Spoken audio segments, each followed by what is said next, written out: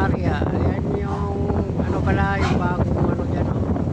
Napuntahan na natin yan eh. Yung Monte Maria pero wala pa yung ano na yun, plus. Kaya yan yung gusto natin balikan dyan. Yung plus na ano natin ba, matesting ba. Kung wala daw sa China yan eh.